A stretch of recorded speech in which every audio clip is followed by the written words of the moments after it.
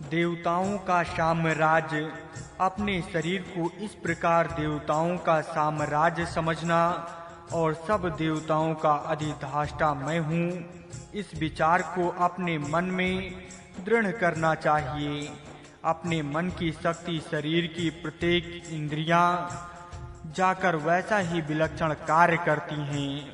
वो विचार पूर्वक देखने में अपनी आत्मशक्ति अनुभव हर एक को प्राप्त हो सकता है। इस अनुभव इंद्रियां मन और इंद्रियां दमन संशय होता है। प्रत्येक इंद्रियां भिन्न देवता के अंश बना है। उन देवताओं में भू स्थानीय, अंतरिक्ष स्थानीय तथा दुमनीय ऐसे देवताओं के 3 वर्ग हैं। सभी देवताओं का निवास शरीर में है। ऐसा कहने मात्र से उक्त त्रिलोकी का ही नियम हम शरीर में है, ये बात स्पष्ट हो गई है। क्योंकि भूलोक, भूरलोक और स्वर्गलोक, इन तीनों स्थानों में सब देवता रहते हैं। जब उक्त तीनों लोकों में एक एक पदार्थ का अंश शरीर में आता है, तो मानो त्रैवाक्य का ही थोड़ा प्रवेश लेकर ये मानव देह बनाया गया है। इस विषय का स्पष्टीकरण निम्न स्थान में दिए गए कोष्ठक से हो सकता है। इस प्रकार बाहर की त्रिलोकी की अंश शरीर में आया है। इसी कारण कहा जाता है कि ये ब्रह्मचारी त्रैवाक्य का आधार है। देखिए, शा दाधर पृथ्वी दिव्यचा अर्थात वो पूर्वोक्त संयमी ब्रह्मचारी पृथ्वी और दुर्लोक तथा तद अंतर्गत बीच के अंतरिक्ष लोक का भी आधार देता है। ये बात उक्त कोष्ठक से अब स्पष्ट हो चुकी है। इस प्रकार मैत्रेय का प्रत्येक भाग अनुभव की बात बता रही है। यहाँ किसी अलंकार की कल्पना करने की आवश्यकता ही नहीं है। प्रत्येक मनुष्य विचार की दृष्टि से मंत्रोक्त बात को अपने अंदर ही देख सकता है। केवल काल्पनिक बातें वेद में नहीं है, प्रत्यक्ष होने वाली बातें ही वेद वर्णन करता है। परंतु उसको प्रत्यक्ष देखने की रीति ही देखना चाहिए। जो रीति यहाँ बताई है, उसमें प्रत्येक मनुष्य अपने अंदर ही मैत्रोक्त बातें प्रत्यक्ष देख सकता है। अब मैत्र का अंतिम भाग रहा है।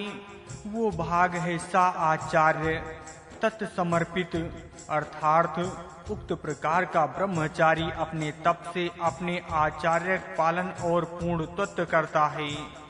जो तप ब्रह्मचारी को करना है, उसका स्वरूप गण के 3 चरणों में कहा ही है।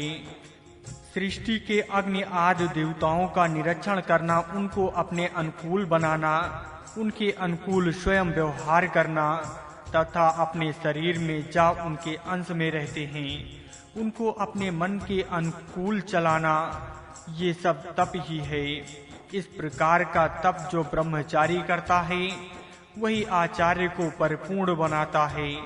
अर्थात नियम विरुद्ध आचरण करने वाले विद्यार्थी गुरु जी की पूर्णता तो क्या करेंगे, परंतु वे उनमें न्यूनता ही उत्पन्न करते हैं। ये बात स्पष्ट ही है। उक्त मैत्रेय भाग में विपरीत पद है। इसका अर्थ पालन करता है और परिपूर्ण करता है। ये है, तात्पर्य है कि आचार्य के पालन पोषण का भार विद्यार्थियों पर होता है तथा आचार्य की इच्छा पूर्ण करने का भार भी विद्यार्थियों पर ही रहता है। द्वितीय मंत्र में कहा है कि देव, पितर, गंधर्व और मनुष्य, ये चारों वैष्णव के लोग ब्रह्मचारी का अनुकरण करते हैं।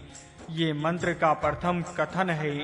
ब्रह्मचारी जैसा आचरण करता है, वैसा ही व्यवहार इतर लोग करने लगते हैं। ये बात ब्रह्मचारी को अवश्य ध्यान में रखनी चाहिए। इससे ब्रह्मचारी पर एक विलक्षण जिम्मेवारी आ जाती है। यदि कोई दोष ब्रह्मचारी के आचरण में होगा, तो उसका अनुकरण अन्य लोग करेंगे। विशेषतः गुणों की अपेक्षा दोषों का अनुकरण अधिक होता है। श्रेष्ठ मनुष्य जैसा आचरण करता है, वैसा अन्य लोग करते हैं, ऐसा कहते हैं। परंतु ये नियम सदाचार के अनुकरण की अपेक्षा दुराचार के अनुकरण के विषय में अधिक सत्य प्रतीत होता है। यदि बड़ा आदमी अच्छा आचरण करेगा तो उसके अनुसार छोटे आदमी आचरण करेंगे, ये निश्चित नहीं है। परंतु यदि बड़ा आदमी बुरे कार्य करेगा तो बहुधा उसका अनुकरण अन्य लोग करने लगेंगे। इसलिए बड़े आदमी को अपना आचरण विचार पूर्वक शुद्ध रखना चाहिए। यही जिम्मेवारी ब्रह्मचारी पर भी रहती है, क्योंकि अपने अपने स्थान पर ब्रह्मचारी की प्रशंसा होगी। वहाँ के छोटे मोटे लोग उसको देखकर उसके समान बनने का यत्न करेंगे। जो बाहर से विशेष विद्या पढ़कर आता है उस पर भी इसी प्रकार जिम्मेवारी होती है। इसलिए नव शिक्षकों को अपनी जिम्मेवारी समझकर ही व्यवहार करना उचित है। प्रत्येक प्राणी मात्र में जो चातुर्य है वो ब्रह्मचारी देह में भी है, अर्थात इसके देह में 4 वर्ण एक दूसरे के साथ मिलजुल कर रहते हैं, अनुकूल होकर रहते हैं। शरीर के अंदर ज्ञान प्रमाण करके ज्ञान संचय करने वाले जो भाग्य हैं उनको देव ब्राह्मण समझिए। देह में विरोधी दोषों को हटाने वाले जो सूक्ष्म संरक्षण विभाग होते हैं उनको क्षत्रिय मानिए। जो पोषक अंश होते हैं उनको वैश्य कह सकते हैं, और जो स्थूल भारवाहक अंश होंगे उनको शूद्र कहिए। शरीर में जो सज्जा ब्राह्मण है, वीर क्षत्रिय है, रस वैश्य है और आस्थित शूद्र है, इनको आप चाहे अन्य शब्द भी प्रयुक्त कर सकते हैं। यहाँ केवल उक्त कथन का भाव ध्यान में रखना चाहिए। चातुर्वर्ण के 4 शब्द जो मंत्र में आगाए हैं वे भी गुणक, कर्म बोधक तथा भाव बोधक ही हैं। मंत्र में कहा है कि देव, पितर, गंधर्व और देवजन ये सब ब्रह्मचारी के अनुकूल होकर चलते हैं, अर्थात अनुकूल बनकर अपना अपना व्यवहार करते हैं। ये जितना ब्रह्म समाज में सत्य है उससे कई गुना अधिक शरीर के शक्ति केंद्रों के अंदर सत्य है। शरीर के आस्थित रस, वीर, मंजा आदि मूल भूत आधार तत्व ब्रह्मचारी के अनुकूल होकर रहते हैं। ब्रह्मचारी के शरीर की सब शक्तियां उसके अनुकूल रहती हैं, क्योंकि वो संयमी पुरुष होता है। शरीर में अंगों, अवयवों, इंद्रियों और तत्वों का चातुर्वर्ण है, वो सभी उसको अनुकूल होता है। ये बात अब पाठकों के मन में आ गई होगी। उक्त रीति से विचार करने पर इस वैदिक भाव का प्रकाश पाठकों के मन में पड़ सकता है और वैदिक विचार की सूक्ष्मता भी ज्ञात हो सकती है।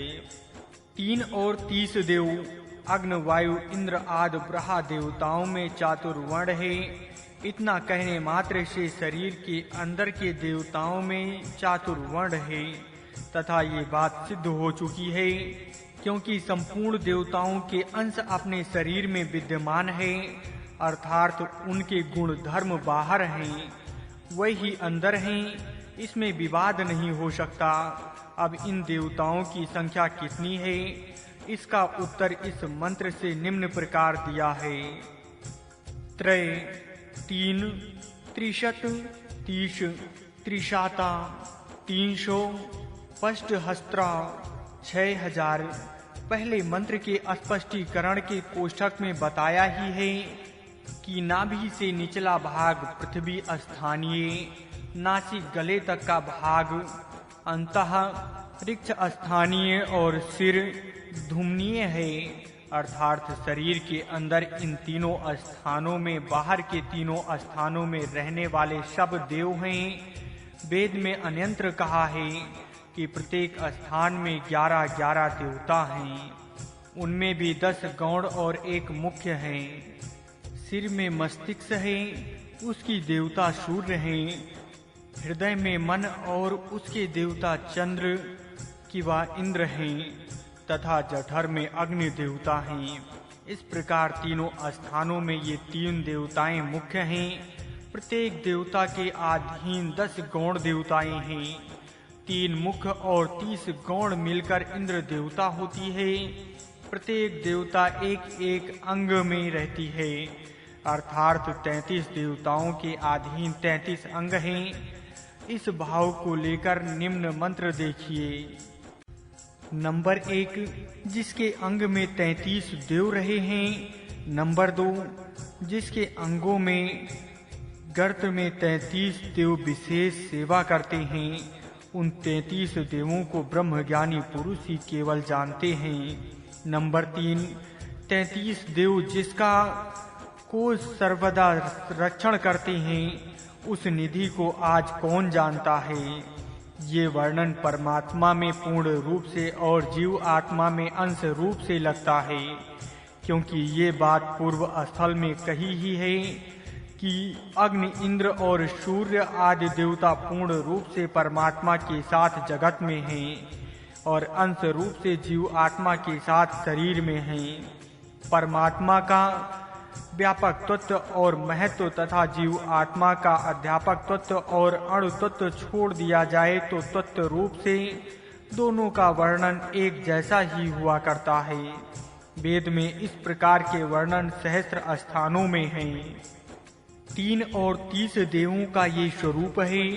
ये 33 देव मेरु पर्वत में रहते हैं।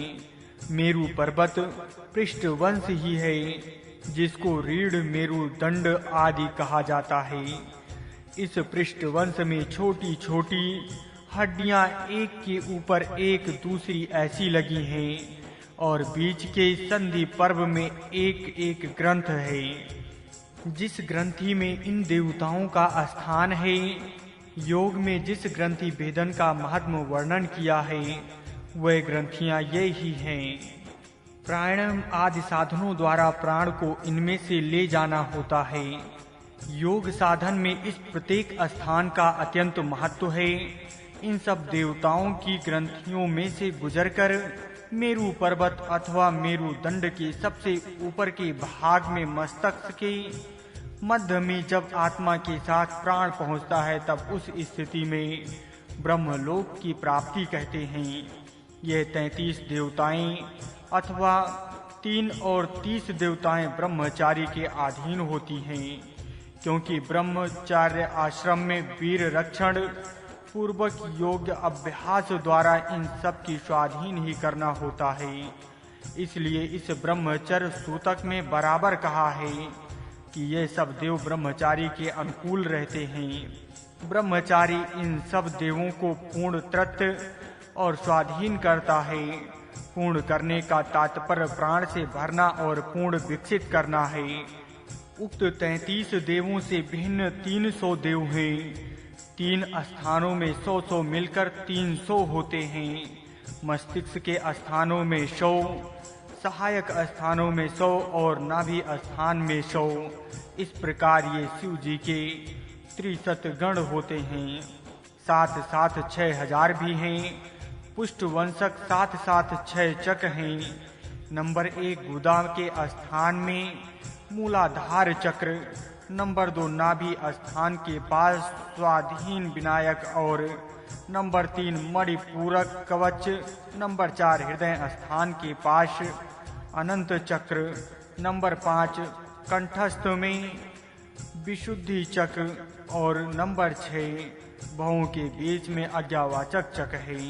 प्रत्येक चक्र में सहस्त्रों शक्तियों के अंश केंद्रित हुए हैं। इस प्रकार 6 स्थानों में 6000 शक्तियां बट गई है। यहाँ 300 और 6000 ये संख्या गिनती की है अथवा बहुतुक्त दर्शक ही हैं। इस विषय में मुझे स्वर्ग कोई ज्ञान नहीं है। अनुभवी योगी ही इस विषय में कह सकता है, इसलिए इस विषय में अधिक लिखना उचित भी नहीं है। ये देवताओं की संख्या वेदों और ब्राह्मणों में 3, 33 और 330 इसी प्रकार बढ़ाई है। सहस्त्रों, लाखों और करोड़ों तक ये गिनती गई है। मस्तिष्क मंजात्मुओं का मुख्य केंद्र है। उसके अधीन मस्तिष्क, हृदय और नाभि ये 3 स्थान हैं। प्रत्येक स्थान में 10-10 गौण विभाग मिलकर 30, उसके और सूक्ष्म 100 विभाग मिलकर 300। इस प्रकार सूक्ष्म से सूक्ष्म विभाग अंकगणित हुए हैं। इनको करोड़ों में बांटना अथवा लाखों में बांटना ये केवल कल्पना गाम्भ ही होगा, प्रत्यक्ष गिनती का कदाचित न होगा। परंतु इस विषय में सत्यासत्य निर्णय विशेष अधिकारी पुरुष ही कर सकता है। इस प्रकार 3, 30 और 300 6000 देवताओं का स्वरूप, स्थान और महात्म है। ब्रह्मचारी के अधीन ये सब देव रहते हैं। जो ब्रह्मचर्य नहीं रखता और योग आदि साधन नहीं करता, उसके अधीन उक्त देव रह नहीं सकते। जब ये देव स्वाधीन नहीं रहते, स्वेच्छा से अपना व्यवहार करने लगते हैं, तब बड़ी भयानक अवस्था हो जाती है। प्रत्येक इंद्रियां स्वाच्छेद होने से मनुष्य की अवस्था कितनी गिर सकती है, इसकी कल्पना पाठक स्वयं कर सकते हैं। ब्रह्मचर्य, वीर रक्षण, शूद्र परिपठन, सत्य गमन, उच्च विचारों का धारण, यम नियम, ईश्वर उपासना आदि सब साधना से यही करना है कि अपने शरीर में विद्यमान देवताओं के अंश अपने अधीन हो जाए, अर्थात अपने अंदर की संपूर्ण शक्तियां स्वाधीन होकर आत्मा की शक्ति पूर्णता से विकसित हो जाए।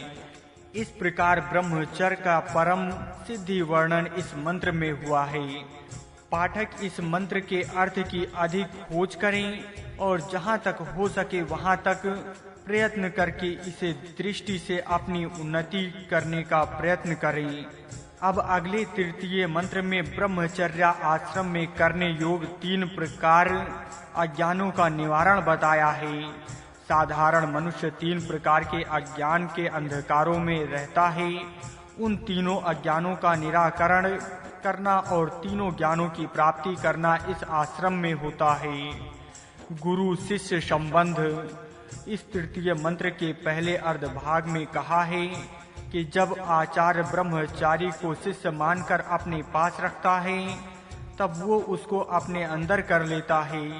यहाँ अंदर करने का तात्पर्य केवल अपने परिवार में अथवा कुल में सम्मिलित करना इतना ही नहीं है, प्रत्युक्त उस विद्यार्थी को अपने हृदय में रखना है। हृदय में अथवा अपने गर्भ में रखने का भाव ये है कि उसे छिपाकर कुछ भी नहीं करना है। जिसका प्रवेश अपने घर में अथवा परिवार में होता है, उससे कोई बात छिपी नहीं रहती। परंतु इस ब्रह्मचारी का प्रवेश तो अंदर गर्भ में होता है, इसलिए हृदय की कोई बात उससे छिपी नहीं रहती। यही गुरु शिष्य का संबंध है। गुरु अपने शिष्य में कोई बात छल कपट छिपाकर दूर न रखे। जो विद्या स्वयं प्राप्त की है, उसे पूर्ण तरीके शिष्य को पढ़ावे तथा शिष्य भी आचार्य के पेट में रहकर भी उस गुरु को किसी प्रकार कलेश न देवे। 3 रात्रि का निवास इस मंत्र का दूसरा कथन है कि वो आचार्य अपने पेट में उस ब्रह्मचारी को 3 रात्रि का समय व्यतीत होने तक धारण करता है। उदर में ब्रह्मचारी को धारण करने का तात्पर्य पूर्व स्थल में बताया ही है। यहाँ 3 रात्रि का भाव देखना है। मंत्र में 3 दिन ऐसा नहीं कहा है, परंतु 3 रात्रियां ऐसा कहा है।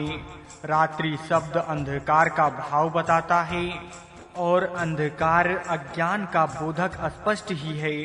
अर्थात 3 रात्रियों का तात्पर्य 3 प्रकार का अज्ञान है।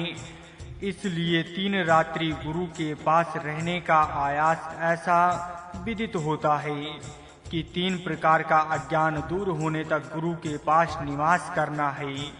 एक अज्ञान स्थूल सूक्ष्म सृष्टि विषयक होता है, दूसरा अज्ञान आस्था के विषय में होता है और तीसरा आत्मा अनायास के संबंध के विषय में अज्ञान होता है।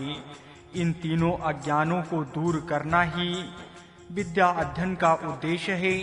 उक्त तीनों प्रकार के गढ़ अज्ञान अंधकार की रात्रि में जीव होते हैं। आचार्य की कृपा से ज्ञान सूर्य का उदय होने के कारण वो बुद्ध शिष्य रात्रि का समय व्यतीत करके स्वच्छ और पवित्र प्रकाश में आता है। ये 3 रात्रियों का विषय कठोप उपनिषद में भी आया है। पाठक विस्तार पूर्वक वहीं देखें। ये थोड़ा सा दिग्दर्शन किया जाता है। ये नचिकेता से कहता है कि तू नमस्कार करने योग्य ब्राह्मण अतिथि मेरे घर में 3 रात्रि रहा है, इसलिए 3 वर प्राप्त कर। तत्पश्चात नचिकेता ने 3 वर मांग लिए। उत्तर में यम महान जन, नंबर 1 आत्मविद्या, नंबर 2 जो दिया और देने का संबंध बताने वाली, नंबर 3 कर्म विद्या ही बताई है। इन उपनिषद में नचिकेता को विद्या देने के गुरु का नाम यम है, इसलिए ब्रह्मचर्य सूतक के 14 से मंत्र में भी आचार्य मृत अर्थात आचार्य मृत है, ऐसा स्पष्ट कहा है। इसलिए प्रतीत होता है कि इस ब्रह्मचर्य सूतक के साथ कठोप उपनिषद का संबंध है और कठोप उपनिषद की कथा का स्पष्टीकरण इस ब्रह्म सूतक के स्पष्टीकरण से होना संभव है। इसका विचार पाठक करें। मंत्र का तीसरा कथन है कि जब वो ब्रह्मचारी जन्म लेकर गुरु के उदर से बाहर आता है, तब उसको देखने के लिए सब विद्वान इकट्ठे होते हैं। पूर्वोक्त 3 रात्रि समाप्त होने तक अर्थात 3 प्रकार के अज्ञान दूर होने तक वो ब्रह्मचारी गुरु के पास रहता है और गुरु के अधीन रहता है। जब 3 प्रकार के अज्ञान दूर हो जाते हैं, तब वो स्वतंत्रता से जगत में संचार करने योग्य होता है। मंत्र में अंतिम चरण में जाता पद है। इसका अर्थ है जिसने जन्म लिया है। ऐसा होता है गुरु पिता और विद्या माता है। इस विद्या रूपी माता से इस समय जन्म होता है। ये दूसरा जन्म है। इस विषय में कहा है, ये आचार्य विद्या से उप ब्रह्मचारी को उत्पन्न करता है। वो श्रेष्ठ जन्म है। माता पिता केवल शरीर से ही उत्पन्न करते हैं। इस प्रकार आचार्य द्वारा जो उद्दीप जन्म होता है वही श्रेष्ठ जन्म है। इस जन्म को प्राप्त करने ही दुज्य बनते हैं। दुज्य बनने से सर्वत्र सम्मान होना योग ही है। गुरुकुल लोक से इस प्रकार दुज्य बनने से सर्वत्र सम्मान होना योग ही है। गुरुकुलों से इस प्रकार दुज्य बनने के पश्चात स्नातक जब अपने घर पर वापस आ जाते हैं, तब वहाँ के लोग उनका बहुत सम्मान करते हैं। इस चतुर्थ मंत्र में पृथ्वी की प्रथम समाधि भोग और दुर्लोक की द्वितीय समाधि ज्ञान का तात्पर्य यहाँ अभीष्ट है। ज्ञान और भोग इन दोनों समाधियों के द्वारा अंतरिक्षण स्थानीय हृदय की संतुष्टि और पूर्णता करना ब्रह्मचारी का उपदेश है। इस मंत्र के पृथ्वी, अंतरिक्षण और चौथे ये तीनों शब्द ब्रहा लोकों के वाचक नहीं हैं, क्योंकि दुर्लोक तो इसका अप्रिय ही है। इस कारण अपने अंदर स्थानों का ही भाव यहाँ लेना उचित है। सभी शिक्षा प्रणाली हृदय की शुद्धता के लिए ही होनी चाहिए। केवल भोगों की समृद्धि अथवा केवल ज्ञान समृद्धि होने से भी कार्य नहीं होगा। केवल उदर पोषण अथवा केवल ग्रंथ अवलोकन होने से कार्य भाग नहीं हो सकता। परंतु जब हृदय की शुद्ध पवित्रता और निर्मलता होगी, तभी जीवन उद्देश्य की पूर्ति होनी चाहिए। उद्देश्य की स्पष्टता करने के लिए ये मंत्र है। भूमि के लोग और ध्रुव लोक का ज्ञान, इन दोनों उपयोग अंतःकरण की शुद्धि करने के लिए ही होना चाहिए। जगत में शांति स्थापित होने का यही एक साधन है। साधारण लोग केवल ज्ञान विज्ञान का प्रचार करते हैं अथवा भोग बढ़ाने में प्रवृत्त होते हैं, परंतु वेद ये सबको सावधान कर रहा है और स्पष्टता से बता रहा है कि इन भोग और ज्ञान का समर्पण जब हृदय की पूर्णता के लिए होगा, तभी मानव जात की सच्ची उन्नति हो सकती है। इस मंत्र यज्ञ से पाठक बहुत बोध ले सकते हैं। श्रम का तत्व ज्ञान। अब अगले मंत्र भाग में कहा है कि ब्रह्मचारी अपनी समिधा मेखला परिश्रम और तप से सब लोगों को सहारा देता है। समिधा शब्द का अर्थ पूर्व स्थल में बताया ही है। मकला कटिबद्ध होने से सूचना दे रही है। जनता के हित के कार्य तथा सबकी उन्नति के कार्य के लिए और अपने अभुदय आश्रय सूचक साधन करने के लिए ब्रह्मचारी को सदा कटिबद्ध रहना चाहिए। श्रम का तात्पर्य परिश्रम है। इस प्रकार के पुरुषार्थ करना परिश्रम से ही साध्य हो सकता है। वेद में ही कहा है कि श्रम किए बिना देव सहायता नहीं करते, तथा अतिरेय ब्राह्मण में भी कहा है कि श्रम किए बिना श्री की प्राप्ति नहीं होती। स्वतः मनुष्य ही पापी है। पुरुषार्थी का मित्र ईश्वर है, इसलिए प्रयत्न करो, पुरुषार्थ करो। जो चलता है उसकी जांघें पुष्ट होती है।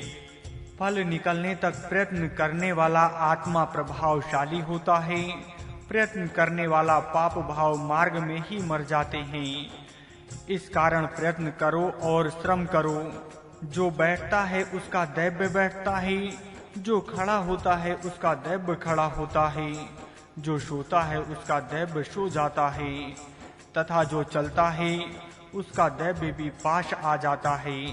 इसलिए प्रयत्न करो, परिश्रम करो। सो जाना कलयुग है, आलस्य छोड़ना द्वापर युग है, उठना त्रेता युग है और पुरुषार्थ करना सतयुग है। इसलिए पुरुषार्थ करो। मधुमक्खी चलकर मधु प्राप्त करती है, पक्षी भ्रमण करने से ही मीठा फल प्राप्त करते हैं। सूर्य की जो शोभा है वो उसके निर्लस भ्रमण के कारण ही है। इसलिए प्रयत्न करो, परिश्रम करो। इस प्रकार परिश्रम करने का उपदेश ब्राह्मणकार करते हैं। हर एक मनुष्य के लिए ये उपदेश स्मरण रखने योग्य हैं, तथा परिश्रम करने वाले, मार्ग पर चलने वाले, धारणवती बुद्धि को धारण करने वाले पुरुषार्थी लोग ही आत्म अग्नि के सुंदर परम स्थान को प्राप्त करते हैं, तथा परिश्रम करके यज्ञ करने वाले के लिए ही ईश्वर का संरक्षण प्राप्त होता है। इस प्रकार परिश्रम का महत्व वेद वर्णन करता है। परिश्रम करने वाला पुरुषार्थ, प्रयत्न करने वाला मनुष्य अपना तथा जनता का अभ्युदय कर सकता है। अब तप के विषय में थोड़ा सा लिखना है। देखिए तप का स्वरूप कितना व्यापक है। श्रुति, सत्य, आनंद, शांति, इंद्रिय दमन, मनोविचारों का समन, दान, यज्ञ, अस्तुत्व, आनंद आदि सब तप है। विचार करने से पता लग जाता है कि जन्म से लेकर मरने तक हर एक योग्य प्रयत्न तप ही है। तप से ही हम सब जीवित रहते हैं, तप से उन्नति करते हैं, तप से ही उच्च अवस्था में पहुंचते हैं और तप से ही अपना तथा जनता का अभ्युदय साध्य किया जाता है। इसलिए वेद ने इस मंत्र में कहा है कि ब्रह्मचारी श्रम तथा तप से सब लोगों को पूर्ण उन्नत करता है। यदि ब्रह्मचारी श्रम ना करेगा और तप ना आचरेगा तो ना उसकी उन्नति हो सकती है और ना वो दूसरों का भला ही कर सकता है। आत्मशक्ति की समिधा अर्पण करनी है। सदा कटिबद्ध रहकर जनता के हित के लिए परम पुरुषार्थ करना है। आनंद से परिश्रम करके प्रारंभ किया हुआ शुभ कर्म समाप्त करना है तथा सत्य निष्ठा पूर्वक सब योग श्रेष्ठ कार्य करते हुए जो अस्पष्ट होंगे उनको शांति के साथ सहन करना है और फल प्राप्त होने तक प्रारंभ किए हुए शुभ कर्म को बीच में ही ना छोड़ना। ये बोध इस मंत्र द्वारा प्राप्त हो रहे हैं। मृत्यु स्वीकार करने की सिद्धता। इस मंत्र के विचार करने के अवसर पर निम्न मंत्र देखिए। मैं मृत्यु को समर्पित हुआ ब्रह्मचारी हूँ, इसलिए मनुष्य से यम के लिए और एक पुरुष की इच्छा करता हूँ। उसको भी मैं ज्ञान से, तप से, परिश्रम से और इस मेखला से बांधता हूँ। ब्रह्मचारी का संबंध मृत्यु अथवा यम से है। इस बात का कथन इस मंत्र से भी है। ब्रह्मचारी भी समझता है कि मैं अब माता पिता का नहीं हूँ, परंतु मृत्यु को समर्पित हो चुका हूँ, अर्थात प्रलोभन दूर हो चुके हैं। पहले जन्म से प्राप्त शरीर का मृत्यु होने के पूर्व दूसरा जन्म प्राप्त नहीं हो सकता। इसलिए जो दुजन्मा होते हैं उनको दुज होने के पूर्व एक बार मृत्यु के वश में होना चाहिए। इस प्रसंग में आचार्य ही मृत्यु का कार्य करता है। माता पिता से प्राप्त शारीरिक और मानसिक स्थिति में योग्य परिवर्तन करना तथा उसको सुयोग्य बनाना आचार्य का कार्य है। कठोप उपनिषद में भी इसी दृष्टि से गुरु के स्थान में मृत्यु ही माना है। ब्रह्म सूतक में भी आचार्य को मृत्यु ही कहा है तथा इस मंत्र में स्वयं ब्रह्मचारी कहता है कि मैं अब मृत्यु को समर्पित हुआ हूँ। इस प्रकार का मृत्यु को समर्पित हुआ ब्रह्मचारी गुरुकुल का विद्या अमृत पान करता हुआ आनंद से कह रहा है कि मैं जनता से और भी पुरुष इसी प्रकार मृत्यु को समर्पित करने की इच्छा करता हूँ। अर्थात ब्रह्मचारी की ये भावना होनी चाहिए कि वो अपने गुरुकुल में और ब्रह्मचारी आकर्षित करें। इतना योग्य बने कि उसको देखकर अन्य विद्यार्थी वहां जावें। ब्रह्मचारियों का परस्पर संबंध भी ज्ञान, तप, परिश्रम आदि उच्च भावों से ही होना चाहिए। एक ब्रह्मचारी का दूसरे ब्रह्मचारी यही संबंध है। अर्थात एक ब्रह्मचारी दूसरे को ज्ञान देव, जो स्वयं जानता है वो दूसरों को समझावे, दूसरों के हितार्थ परिश्रम करें और दूसरों का हित करने के लिए स्वयं कलेश भी सहन करें। सब ब्रह्मचारी अपने आप को मृत्यु के लिए समर्पित समझें तथा ब्रह्मचारियों के माता पिता भी समझें कि हमने अपने पुत्र को मृत्यु के लिए समर्पित किया है। क्योंकि गुरुकुल में प्रविष्ट हुआ ब्रह्मचारी अब संपूर्ण जनता का ही हो चुका है। अब वो केवल माता पिताओं का ही नहीं रहा, अब वो संपूर्ण जनता का पुत्र है। जनता उसकी माता है, राष्ट्र उसका पिता है। इतना ही नहीं परंतु अब वो ब्रह्मचारी ही स्वयं अपने आप को मृत्यु को समर्पित समझने लगा है। जो आनंद से मृत्यु को ही स्वीकार के लिए कटिबद्ध होता है, वो अपनी अस्थियों की समिधा बनाने के लिए सिद्ध हो चुका है। जो अपने वीर बल पराक्रम की ओर से राष्ट्रीय नरमेध में आहुतियां देने के लिए उत्सुक है तथा जो आत्म सर्वस्व की पूर्ण आहुति हाथ में लेकर तैयार है, उसको अन्य कलेश सता नहीं सकते। परिश्रमों के भय से वो स्वकार्य से परावृत्त नहीं हो सकता। ये है ब्रह्मचारी का पराक्रम। तप से उन्नति। पंचम मंत्र में तप का महत्व कहा है। ब्रह्मचर्य में धर्म और तप का जीवन व्यतीत करना चाहिए। गर्मी उष्णता का नाम धर्म है और योग व्यवहार करने समय जो कलेश होता है उसको आनंद से सहन करने का नाम तप है। इन दोनों की ही सहायता से ही हर एक की उन्नति होती है। शीत उष्ण सहन करने से शरीर का आयुष्य बढ़ता है। हानि लाभ का ध्यान छोड़कर कर्तव्य तत्पर होने से फल सिद्धि तक कार्य करने का उत्साह कायम रहता है। इसी प्रकार अन्य द्वंद्व सहन करने से अपना बल बढ़ जाता है। शारीरिक, मानसिक, बौद्धिक और आत्मिक बल बढ़नी उच्चता प्राप्त होने से फल है। यही बात उष्णता धारण करके कष्ट सहन करने से उच्च होता है। इस मंत्र भाग में स्पष्टता से कहा है, ब्रह्मचारी ही श्रेष्ठ ज्ञान का प्रचार करता है। पूर्वोक्त प्रकार ब्रह्मचर्य के समुनियों का पालन करके पश्चात जब वो ज्ञानी बनता है और अपनी योग्यता उच्च बनाता है, तब उससे श्रेष्ठ ज्ञान का प्रचार होता है। ये भाव मंत्र भाग में कहा है, ज्ञान का प्रचार होने के पूर्व जिस प्रकार की योग्यता चाहिए, उस प्रकार की योग्यता इस मंत्र में कही है। सत्य, धर्म, ज्ञान के प्रचारक वैतनिक हों अथवा औनिक हों, परंतु वे उक्त प्रकार से ब्रह्मचर्य का पूर्णता करने वाले चाहिए। उक्त प्रकार ब्रह्मचर्य समाप्त करके श्रम और तप से अपनी उच्चता उन्होंने प्राप्त की है। उस प्रकार के धर्म उपदेश से ही ब्रह्म संबंधी श्रेष्ठ ज्ञान का प्रचार हो सकता है। अन्य उपदेशक सत्य धर्म के प्रचार के लिए योग्य नहीं है, तथा वही ज्ञानी और अनुष्ठानी ब्रह्मचारी देवा अमृतेन शार्क सब देवों को अमरपन के साथ मिला देता है।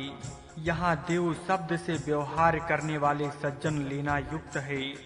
भूदेव ब्राह्मण है, वीरों का नाम छत्र देव है, वैश्यों का धन देव कहते हैं तथा शूद्रों को कामदेव कहते हैं। ये चारों प्रचार के तथा निषाद आदि पंचम वन देव भी उक्त ब्रह्मचारी की उपदेश से अमरपन प्राप्त करते हैं। इस प्रकार सबको अमृत प्रदान करना, इस प्रकार सुयोग सर्वधर्म ज्ञानी उपदेश की ही साध्य हो सकता है।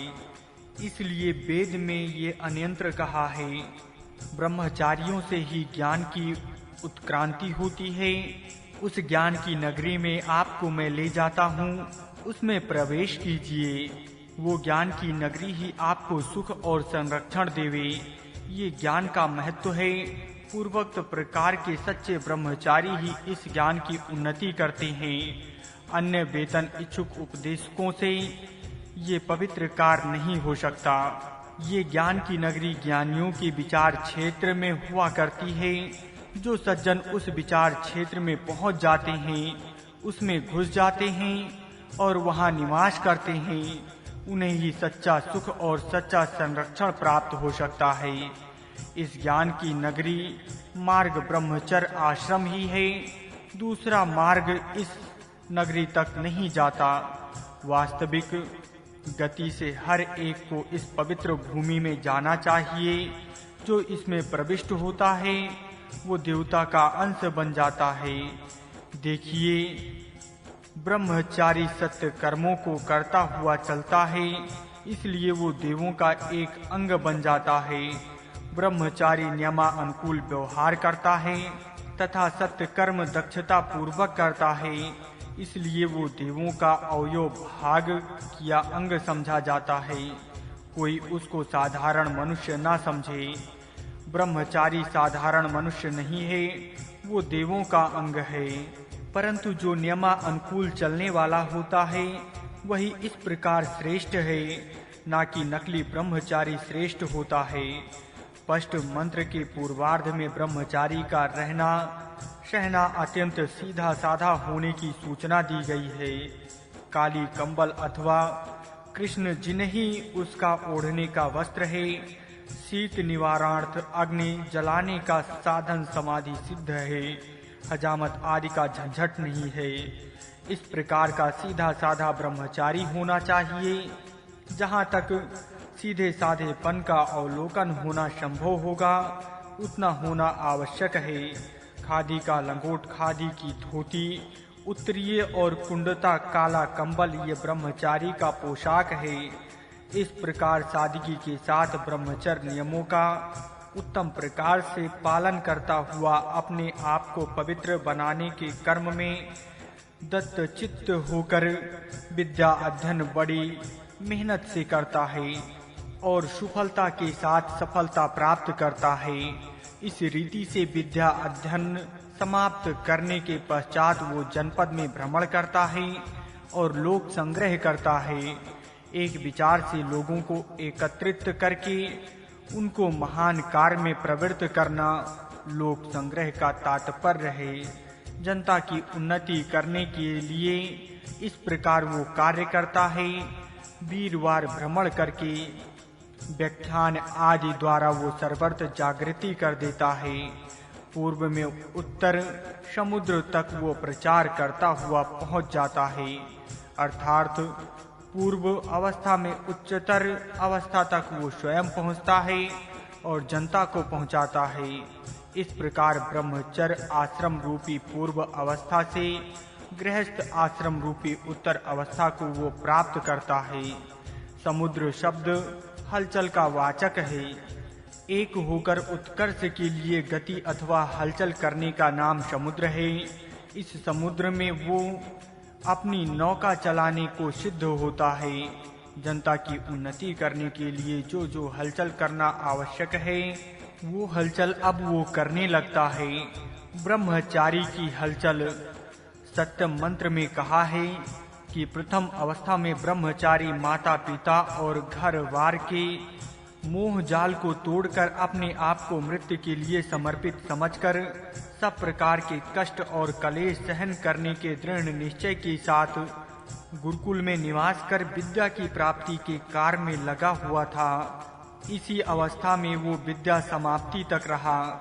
सीधा साधा रहना सहना और उच्च विचार करना यही भाव उसका बन गया था। जब वो विद्या के गर्भ से बाहर आ गया अर्थात जब वो दुज्ज बन गया तब वो ब्रह्म सत्य ज्ञान का प्रचार करने लगा। सत्य ज्ञान के प्रचार से लोगों को सत्य कर्मों का उपदेश उसने दिया। सत्य ज्ञान तथा सत्य कर्म का ज्ञान जनता में और होने से जनता में सत्य कर्तव्य जागृति उत्पन्न हो गई। स्वकीय परिस्थिति की जागृति से लोगों को अपने वास्तविक स्थान का पता लगा। हमारा जन्म सिद्ध अधिकार ये है, ये हमारी योग्यता है, हमारी उन्नति इस रीति से हो सकती है इत्यादि बातों का ज्ञान जनता में हुआ।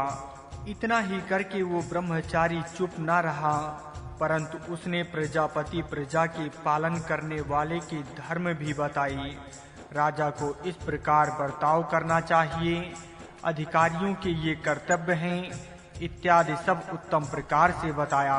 साथ ही साथ परमेष्टि परमेश्वर का स्वरूप भी लोगों को बताया। जगत का सच्चा निर्भयता वो एक ही परमेश्वर है। उसके सम्मुख राजा और प्रजा के प्रत्येक मनुष्य को खड़ा रहना है। वही सबका सच्चा न्यायकारी है, इसलिए उसी को सर्वोपरि मानना उचित है इत्यादि सत्य व धर्मानुकूल तत्वों का उन्होंने उपदेश किया है। इस प्रकार ब्रह्मचारी के द्वारा जो जागृति हो गई उसके राष्ट्र के सब लोगों को पता लगा कि ये शुर हैं और ये अशुर हैं। असुरों को दूर करने और सुरों को अधिष्ठाता तत्व से राष्ट्र रहे बिना सत्य धर्म की स्थिरता नहीं हो सकती। ऐसा निश्चय होते ही सब जनता ने उसी को अपना इंद्र अर्थात प्रमुख बनाया और अब वो असुरों को दूर करने की तैयारी में लगा है। पहले जो केवल ज्ञान प्रचार के कार्य में करता था वही अब छात्र धर्म का पुरस्कार करने लगा है। इंद्र शब्द शत्रुओं का विदारण करने वाला है। इस अर्थ में ये है, इस मंत्र में ज्ञात होता है और अनुमान होता है कि ब्रह्मचर्य अवस्था में जो अध्ययन होता है उसमें ब्रह्म वर्चस्व के साथ ही छात्र तेज का भी संवर्धन होना आवश्यक है। हर एक ब्रह्मचारी को ब्रह्म छत्र तत्व का पूर्ण अध्ययन करना चाहिए। जनता के हित करते समय जो जो कार्य आवश्यक होंगे उनको उत्साह के साथ करने का बल और ओज उसमें चाहिए। ये आशय यहाँ इस मंत्र में प्रतीत होता है। अब वही ब्रह्मचारी इंद्र अर्थात छात्र दल का मुखिया बनकर असुरों को भगा देता है। तात्रेय शब्द का विनाश करने के लिए आर्य में ही प्रयुक्त होता है। असुर वह होते हैं कि जो संपूर्ण जनता को उपदेश देने वाले होते हैं। श्रीमद् भगवत गीता में अध्याय 56 श्लोक 6 से 18 तक असुरों के लक्षण कहे हैं। निश्वरवादी नास्तिक गावृष्ट घमंडी स्वार्थी दुष्ट भोगी कामी क्रोधी अत्याचारी क्रूर आदि असुरों के लक्षण वहाँ दिए हैं। सब घातक प्रवृत्ति के लोग असुर होते हैं। सब जनता इनसे त्रस्त होती है। इसलिए उक्त ब्रह्मचारी जनता का मुखिया बनकर इस प्रकार के असुरों को दूर करके जनता को शांति देता है। यही ब्रह्मचारी का आत्मयज्ञ है। 8वें मंत्र में कहा है कि आचार्य तातक्ष अर्थात आचार्य आकर बनाता है।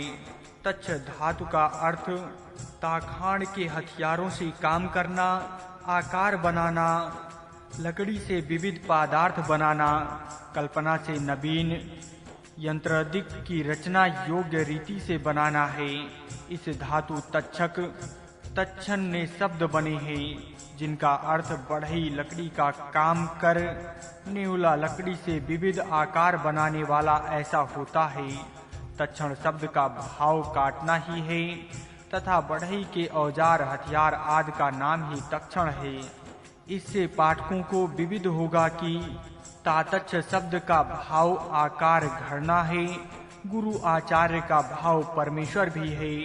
योग दर्शन में भगवान पतंजलि महामुनि ने कहा है कि वो ईश्वर प्राचीनों का भी आचार्य है, क्योंकि वहाँ काल की कोई मर्यादा नहीं है। इस कथन से आचार्यों का आचार्य और गुरुओं का गुरु परमेश्वर है और वो पृथ्वी से लेकर ध्रुव लोक तक संपूर्ण पदार्थों के आकार बनाता है। भाव स्पष्ट ही है। जो कार्य परस्पर गुरु परमेश्वर करता है वही कार्य यहाँ शिष्य की मानसिक सृष्टि से गुरु करता है। संपूर्ण सृष्टि की यथावत कल्पना शिष्य के मन में उत्पन्न करना ये काम अध्यापक का ही है। इस दृष्टि से कहा जा सकता है कि गुरु शिष्य के लिए पृथ्वी और ध्रुवलोक बनाता है। सृष्टि की कल्पना हमारे ज्ञान में ही है। सृष्टि विषयक जितना हमें ज्ञान होता है उसकी ही सृष्टि हमारे लिए होती है। जिन पदार्थों का ज्ञान हमको नहीं होता उन पदार्थों की अस्तित्व वही हमारे लिए नहीं होता। अर्थात ज्ञान पूर्व ही सृष्टि की अस्तित्व हमारे लिए हुआ करता है। इस हेतु से भी कहा जा सकता है कि आचार्य जिन जिन पदार्थों का ज्ञान देता है साथ साथ वह पदार्थ भी देता है। आचार्य पृथ्वी से लेकर ध्रुव लोक पर्यंत सभी पदार्थों का ज्ञान देता है। इसलिए उक्त लोक ही शिष्य को समर्पित करता है। जो इस समय आचार्य है वही एक समय शिष्य तथा ब्राह्मणचारी था। उस समय उसके गुरु ने त्रिभुवन विषयक जो जो ज्ञान उसको दिया था उसका संरक्षण करके उसने आचार्य बनने के पश्चात वही ज्ञान अपने शिष्य को दिया। ज्ञान देने से ऋषि ऋण उतर जाता है। इसी प्रकार इस शिष्य को भी उचित है कि वो गुरु रूप से प्राप्त त्रिभुवन और उसका ज्ञान अपने पास रक्षित रखे। इसी मंत्र में कहा है कि ते रक्षात तपसा ब्रह्मचारी, अर्थात ब्रह्मचारी अपने तप से उनका रक्षण करता है। आचार्य जो जो बात शिष्य के लिए गढ़ता है बनाता है तैयार कर देता है अथवा ज्ञान रूप से देता है उसका संरक्षण शिष्य करता है अथवा प्राप्त ज्ञान का संरक्षण शिष्य को करना चाहिए। ज्ञान रूप से त्रिभुवन की स्थिति गुरु शिष्य के मन में है। ये बात जो ज्ञान लेंगे वह इस मंत्र का आशय ठीक समझ सकते हैं। मंत्र के अंतिम भाग में कहा है कि उक्त प्रकार से ब्रह्मचारीज में उसके मन की अनुकूल मन धारण करके सब देव रहते हैं। प्रथम मंत्र के स्पष्टीकरण में इसका विचार ही हो चुका है। इस प्रकार के सुयोग ब्रह्मचारी की इन सब इंद्रियों और अवयवों उसके मन की इच्छा के अनुकूल रहते हैं। वो संयमी हो सकता है। मन आदि अतिरिक्त इंद्रियों का दमन और सब ब्रह्म इंद्रियों का शमन होने से वो दांत और शांत होता है। यही संयम है। जिसको पूर्ण रीति से संयम सिद्धि होता है उसी का नाम यम है और उत्तम यम का नाम ही संयम है। इससे पाठक जान सकते हैं कि जो प्रथम साधारण ब्रह्मचारी होता है वही आगे जाकर आचार्य बनने से पूर्व यम अथवा संयम बनता है। आचार्य का नाम ही यम होता है। ब्रह्मचारी की भिक्षा, नवम मंत्र का कथन। अब देखिए, ब्रह्मचारी गुरु के पास जाता है और उससे दोनों लोकों की भिक्षा लेता है। भूलोक की भिक्षा से उसको सब भोगों की प्राप्ति होती है और धुरलोक की भिक्षा से उसको आत्मज्ञान प्राप्त होता है। इस प्रकार शारीरिक और आत्मिक पुष्टि वो ब्रह्मचारी करता है। पृथ्वी और दूरलोक की संबंध शारीरिक और आत्मिक अब वृद्धि के साथ है। ये पूर्व स्थल में बात दी है तथा इन लोगों के अंश अपने शरीर में कहाँ रहते हैं, ये भी पहले ही बताया ही है। आचार्य के पास से वो ज्ञानमय भिक्षा प्राप्त करता है और आचार्य अपने शिष्य को पृथ्वी से लेकर धूर्लोक पर्यंत संपूर्ण विश्व की भिक्षा अर्पण करता है। पृथ्वी और धूर्लोक के अंदर संपूर्ण विश्व आ गया है, अर्थात शारीरिक, मानसिक और आत्मिक उन्नति के संपूर्ण साधन इस भिक्षा से उस ब्रह्मचारी को प्राप्त होते हैं। ब्रह्मचारी का आत्मयज्ञ जब इस प्रकार पर पूर्ण साधनों से संपन्न हो जाता है, तब वो ब्रह्मचारी उक्त दोनों से लोगों को 2 समाधियां बनाकर भजन करता है। इन ज्ञानमय में उस ब्रह्मचारी को अपनी सब भिक्षा अर्पण करनी होती है। यही उसका सर्वस्व त्याग है जो प्राप्त हुआ था। वो सबकी भलाई के लिए अर्पण करने का नाम ही आत्मयज्ञ है। शारीरिक, मानसिक और आत्मिक शक्तियों का समर्पण करके अंतिम अपनी पूर्ण आहुति देकर इस आत्मयज्ञ की समाप्ति होती है। जो कुछ प्राप्त किया जाता है उसका समर्पण समष्टि की भलाई के लिए करने का नाम ही यज्ञ है। समष्टि का एक अंग व्यष्टि है, समाज का एक अंग एक व्यक्ति है। इस कारण व्यक्ति की अंतिम सफलता संपूर्ण समाज की पूर्णता के लिए अपने आप को समर्पित करना ही है। यही यज्ञ है, यही पूजा और उपासना है। जो जिसके पास शक्ति है उसका व्यय संपूर्ण समाज के उदय के लिए करनी ही उस शक्ति का सबसे उत्तम उपयोग है। इस प्रकार आत्मज्ञान ब्रह्मचारी करता है। 2 कोश 10वें मंत्र में 2 कोश का वर्णन है। एक भूलोक का कोश और दूसरा ध्रुवलोक का कोश है। दोनों कोश ब्राह्मण की बुद्धि में रहते हैं।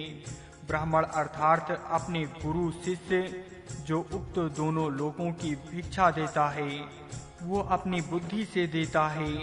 बुद्धिमान की बुद्धि में पृथ्वी, अंतरिक्ष और धूर्लोक तथा सब अन्य विश्व रहते हैं और वो ज्ञानी अपने शिष्य को उपदेश द्वारा उनको प्रदान करता है। इस मंत्र में ये बात स्पष्ट हो गई है कि पृथ्वी और धूर्लोक वास्तव में ज्ञानी की बुद्धि में है। बुद्धि में ही संपूर्ण जगत का निवास है। ज्ञानी अपनी इच्छा अनुसार दूसरों को उक्त विश्व का दान करता है।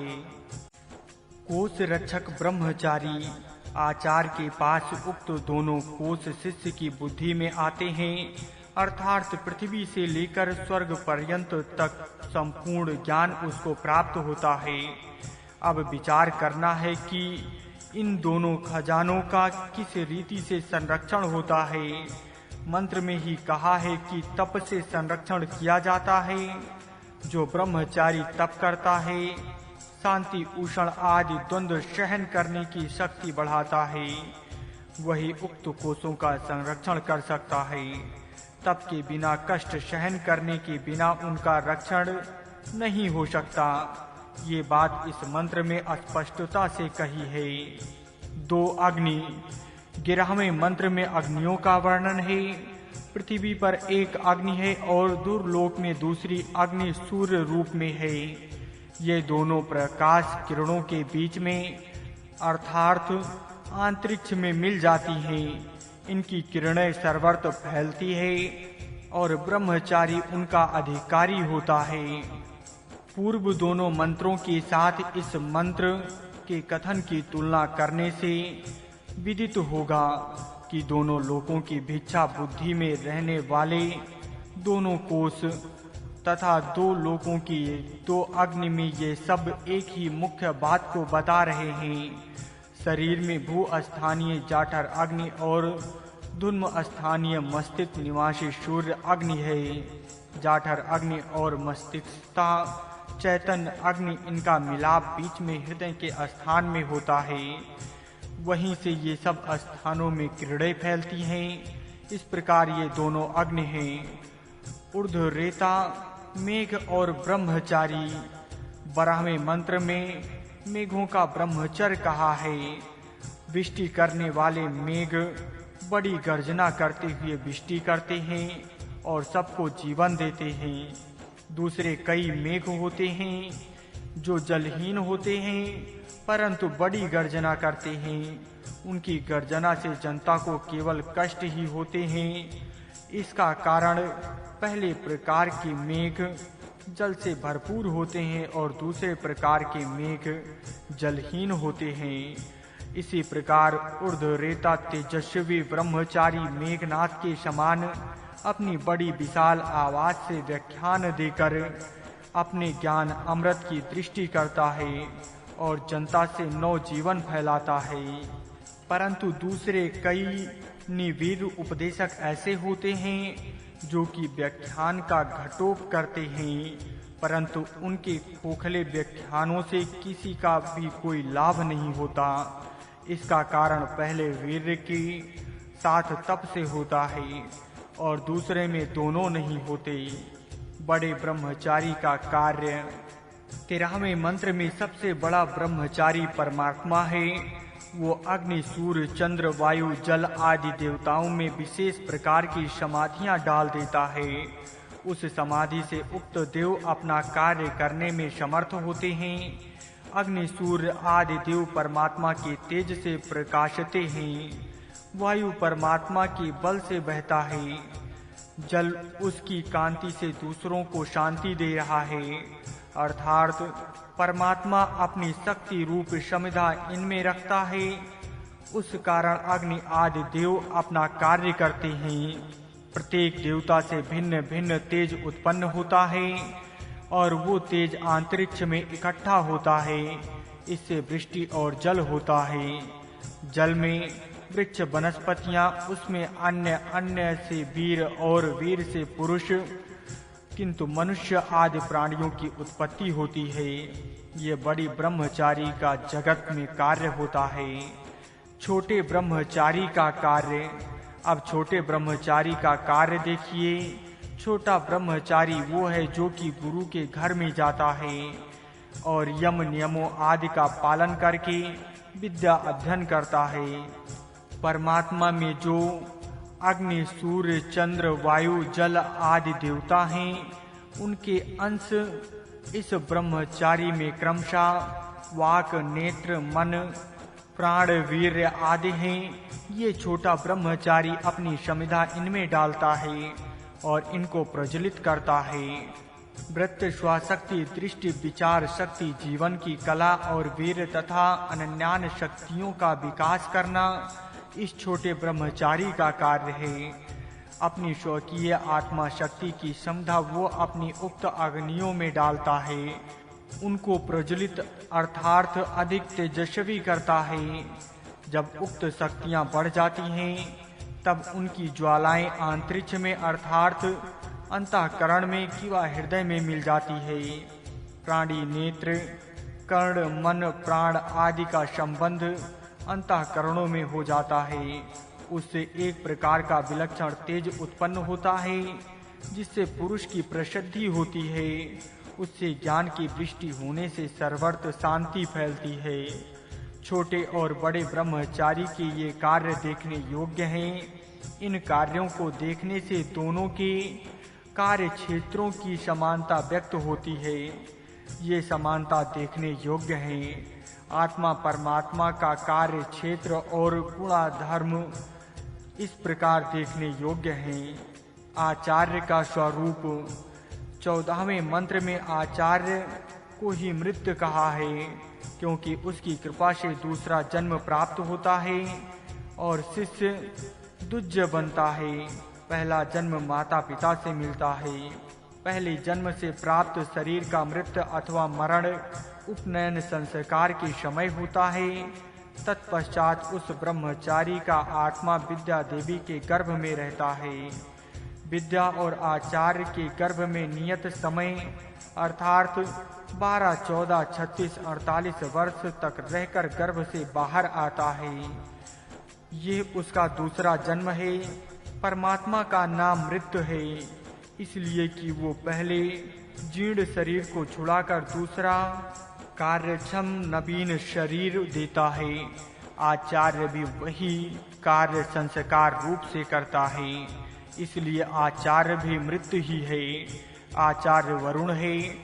वरुण निवारक को कहते हैं। पाप से निवारण करता है और पुण्य मार्ग में प्रवृत्त करता है, इसलिए आवीर्य ही वरुण है।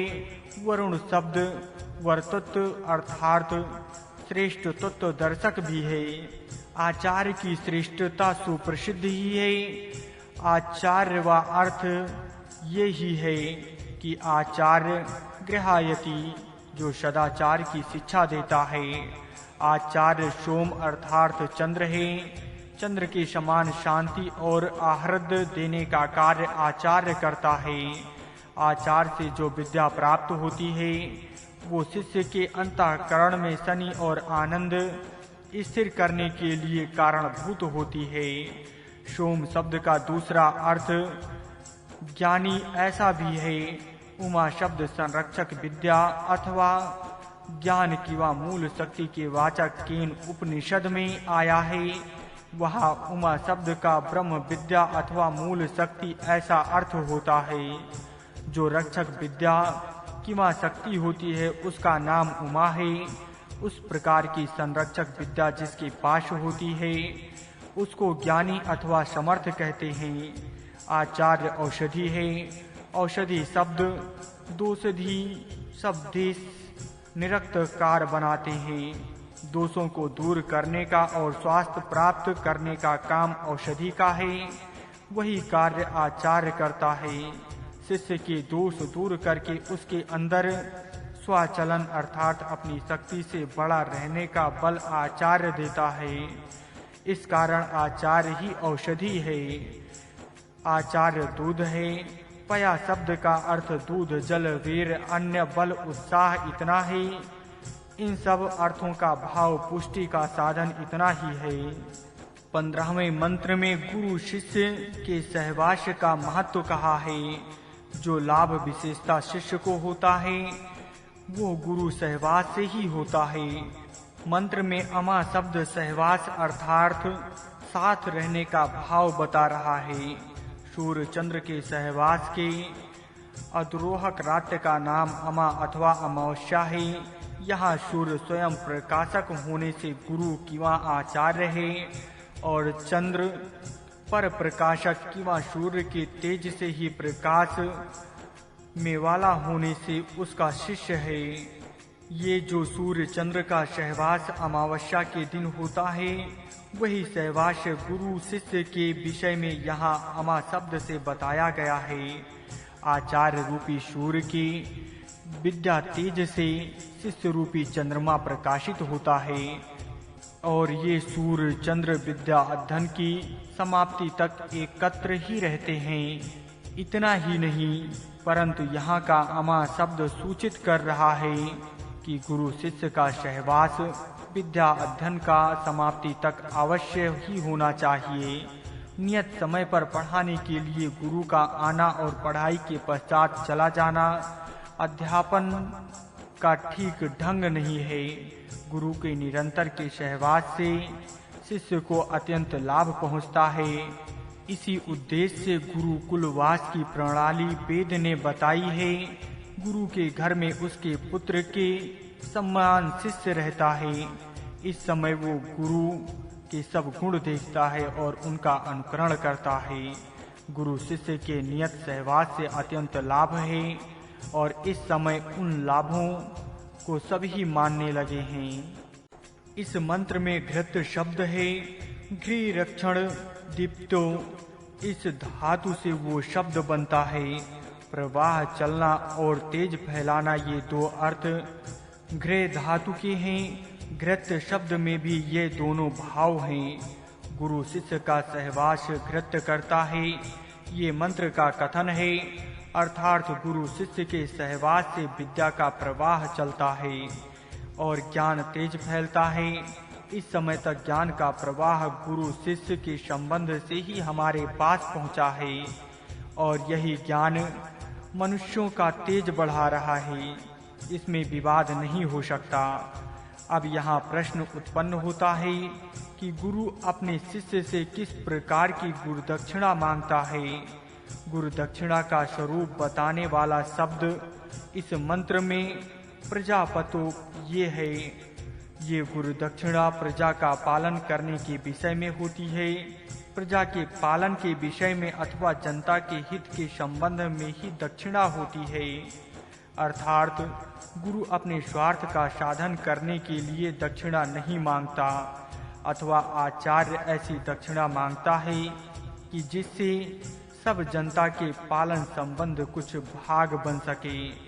वो आचार्य का सार्वजनिक हित करने का निवारण अर्थी भाव देखने योग्य है। उस प्रकार आचार्य स्वयं शिष्य को बता रहा है कि संपूर्ण प्रजाजनों के पालन के विषय में उचित कर्तव्य करने में अपने आप को समर्पित करना ही मनुष्य का मनुष्यत्व है और राष्ट्रीय शिक्षा का यही आदर्श है। गुरु के समान शिष्य भी प्रजा पालन आत्मक कर्तव्य का अपना हिस्सा करके अपने आप को उत्तम नागरिक सिद्ध करे। स्वराज्य में संपूर्ण नागरिक जन प्रजा पालन आत्मक कार्य करने वाले प्रजापति संख्या के अंशभूत ही होते हैं। इसलिए प्रत्येक अंशभूत नागरिक को संपूर्ण राष्ट्र के अभ्युदय के लिए अपने कर्तव्य पालन की पराकाष्ठा करना अत्यंत आवश्यक ही है। 16वें मंत्र में कहा है कि आचार्य ब्रह्मचारी अर्थात राष्ट्र में जो अध्यापक होते हैं वे सब ब्रह्मचारी होने चाहिए। ब्रह्मचारी का अर्थ यहाँ विवाह न किए हुए सज्जन ऐसे नहीं समझना चाहिए। विवाह करने के पश्चात भी ऋतुगामी होने से तथा अन्य नियमों का परिपालन करने से ब्रह्मचारी रहना संभव है। छोटे मोटे सभी अध्यापक तथा अन्य सज्जन जो कि नागरिक कार्य करने में लगे होते हैं वे सब ब्रह्मचारी होने चाहिए। कामी, भोगी, लोभी तथा स्वार्थी नहीं होने चाहिए। जब ब्रह्मचर्य का महत्व सब अध्यापकों को ज्ञात होगा तभी वे अपने शिष्य को उसकी दीक्षा दे सकते हैं। और इस प्रकार जो बात अध्यापकों के द्वारा राष्ट्र के युवकों के मन में स्थिर की जाती है वो राष्ट्र में दृढ़ मूल हो जाती है। आदर्श राज्य शासन क्षत्रिय भी ब्रह्मचारी होने चाहिए। राजा, महाराजा, सम्राट, प्रधानमंत्री, सेना नायक, सैनिक, ग्राम अधिकारी तथा सब अन्य ओहदेदार स्वयं ब्रह्मचर्य का पालन करने वाले ही होने चाहिए। यहाँ ब्रह्मचारी होने का तात्पर्य केवल बाल्य अवस्था में ब्रह्मचर्य पालन करने से नहीं है, परंतु आगे गृहस्थी बनने के पश्चात भी ब्रह्मचर्य के नियमों का पालन करने वाले सब राज्य अधिकारी होने चाहिए। जहाँ ऐसे अधिकारी ब्रह्मचारी न होंगे वहाँ का प्रबंध ठीक धर्मानुसार नहीं हो सकता। प्रजा पालन का कार्य जो जो अधिकारी करता है उसे उचित है कि वो ब्रह्मचर्य के पालन के साथ संयमी बनकर अपना कार्य करे। राज्य के प्रधान अधिकारियों को भी यहाँ सूचना मिलती है कि वे ओहदेदार नियत करने के समय वे उसकी अन्य योग्यता देखने के साथ भी ये भी अवश्य देखें कि वे ब्रह्मचारी और धार्मिक हैं या नहीं। जिस राज्य में ज्ञान प्रचार करने वाले विद्या अधिकारी और संरक्षण का कार्य करने वाले छात्रा अधिकारी उत्तम ब्रह्मचारी होंगे वहाँ की राज्य व्यवस्था का क्या कहना है। यही आदर्श राज्य व्यवस्था वेद की दृष्टि से है। इस समय जो राज्य इस भूमंडल पर चलाए जा रहे हैं वे भोगी लोग चला रहे हैं। भोगी लोग ही आसुरी संपत्ति वाला हुआ करते हैं। भोगी आसुरों से प्रजा को कष्ट ही कष्ट पहुँचते हैं। इसलिए मंत्र 7 में कहा है कि ब्रह्मचारी ने इंद्र बनकर असुरों को दूर किया। भोगी असुरों को दूर करके योगी संयमी जितेंद्रियां ब्रह्मचारियों को ही अधिकार लाना ब्रह्मचारी की राजकीय हलचल का कार्य होता है। ब्रह्मचर्य से राष्ट्र का संरक्षण राजा, राज पुरुष आदि क्षत्रिय तथा आचार्य और अध्यापक आदि ब्राह्मण स्व ब्रह्मचर्य पालन करने वाले होने चाहिए। इस विषय का उपदेश मंत्र 16 में दिया है। अब इस 17वें मंत्र में कहा है कि राज संबंध में तथा पाठशाला गुरुकुल आदि के प्रबंध से राष्ट्र के ब्रह्मचर्य का पालन होवे। राजा अपने राज्य में ऐसा शासन का प्रबंध करे कि सब अधिकारी ब्रह्मचर्य पालन करने वाले हों और वे अपने अधिकार क्षेत्र में रहने वाली जनता से ब्रह्मचर्य का पालन करावें। इस प्रकार प्रत्येक अधिकारी व्यवस्था करेगा तो संपूर्ण राज्य ब्रह्मचर्य पालन करने वाला बन सकता है। ब्रह्मचर्य का तात्पर्य यहाँ संयम से है। राज्य में बाल विवाह न हो, विवाह योग समय हो, विवाह होने पर इंद्रियां विषयक अत्याचार और व्यभिचार न हो, संयम और त्याग वृत्ति से व्यवहार किया जावे। इस प्रकार मरने तक ब्रह्मचर्य पालन हो सकता है। इस प्रकार का ब्रह्मचर्य राज्य शासन के द्वारा सब लोगों से पालन करा के राजा राष्ट्र का विशेष रीति से संरक्षण कर सकता है। सर्वसाधारण जनता अज्ञानी होने के कारण मुनियों का पालन स्वयं नहीं करती, परंतु जब राज्य शासन के प्रबंध से ही सुनियमों का पालन होता है तब वे लोग भी उन नियमों के पालन करने का लाभ प्राप्त कर सकते हैं। समाज की उन्नति और नीति के अवस्था के अनुसार नियमों में परिवर्तन हो सकता है, परंतु यहाँ ब्रह्मचर्य, वीर रक्षण, बल सर्वधन, योगा अभ्यास, ज्ञान संपादन, उपासना आदि का संबंध है। राज संबंध से ही सब लोग इनको कर और गजा सबको इनका पालन करा के जनता का संरक्षण करें। ये इस मंत्र का तात्पर्य है। कन्याओं का ब्रह्मचर्य पूर्व मंत्र में सूचित किया गया है कि राजा प्रबंध द्वारा सब जनता से ही ब्रह्मचर्य का पालन करा के प्रजा का विशेष पालन करना है। सब जनता में जैसे पुत्रों का वैमाही कन्याओं का भी ब्रह्मचर्य पालन होना चाहिए। पुत्रों के ब्रह्मचर्य के विषय में किसी को शंका नहीं हो सकती, क्योंकि ब्रह्मचारी शब्द पुल्लिंग में होने से पुरुषों के ब्रह्मचारी की आज्ञा वेद से सिद्ध हो गई है। इस 18वें मंत्र में कन्या शब्द में स्त्री जाति के ब्रह्मचर्य की सूचना हो गई है, अर्थात बालक और बालिकाओं के लिए समान ही ब्रह्मचर्य है और पूर्व में मंत्र के अनुसार दोनों के ब्रह्मचर्य का पालन राज प्रबंध द्वारा ही होना चाहिए। पशुओं का ब्रह्मचर्य, घोड़े, बैल आदि पशु सचमुच ब्रह्मचारी ही रहते हैं। अति काम भाव उनमें नहीं होता। कामुक मनुष्यों के समान पशुओं में स्थिरता नहीं होती। मनुष्यों की अपेक्षा पशुओं में स्त्री संबंध न्यून ही होता है, इसलिए वे आयु भर ब्रह्मचर्य का पालन करते हैं। उनको देखकर मनुष्यों को बहुत बोध लेना उचित है। अपमृत्यु को हटाने का उपाय 19वें मंत्र में कहा है कि अपमृत्यु दूर करने का उपाय ब्रह्मचर्य ही है। ब्रह्मचर्य आयुष्य वृद्धि करने वाला और रोग दूर करने वाला है। जो ब्रह्मचर्य का पालन करता है वो मृत्यु को दूर कर सकता है। इस रीति से देव अमर बने हैं। जो देवों को साध्य हुआ वो तपस्या से मनुष्य भी साध्य कर सकते हैं। देवों का राज्य अधिकार इंद्र से भी सबसे अधिक तेजस्वी है, क्योंकि उसने सबसे अधिक ब्रह्मचर्य का पालन किया था। जो इस प्रकार ब्रह्मचर्य का अधिक पालन करेगा वो सब अधिक तेजस्वी हो सकता है। ब्रह्मचर्य का तेज उसके मुख पर ही दिखाई देता है। ब्रह्मचारी जितेंद्रिया पुरुष का सुख कमल के समान तेजस्वी, उत्साही और स्फूर्ति युक्त होता है। इसलिए हर एक को ब्रह्मचर्य का पालन अवश्यमेव करना चाहिए। औषधि आदिकों का ब्रह्मचर्य, सूर्य ब्रह्मचारी है, क्योंकि वो ब्रह्म के साथ संचार करता है कि वह तेज के साथ रहता है। इस ब्रह्मचारी सूर्य के संवत्सर अर्थात वर्ष, ऋतु, शास, दिन, रात्रि और भूत, वर्तमान और भविष्य ये तीनों काल प्रकट हो रहे हैं। ये सूर्य के ब्रह्मचर्य की महिमा है। औषध वनस्पति भी ऊर्ध्वरेता होने के कारण ब्रह्मचारिणी है। औषधि वनस्पतियों का जनक मेघ किंवा पर्यंत है। ये मेघ भी ब्रह्मचारी है, क्योंकि वो ऊर्ध्व रेता है। ऊर्ध्व अर्थात ऊपर धारण किया है। रेता अर्थात उदक जिसने ऐसा मेघ है, इसलिए वो ऊर्ध्व रेत है और इसी हेमंत ब्रह्मचारी भी है।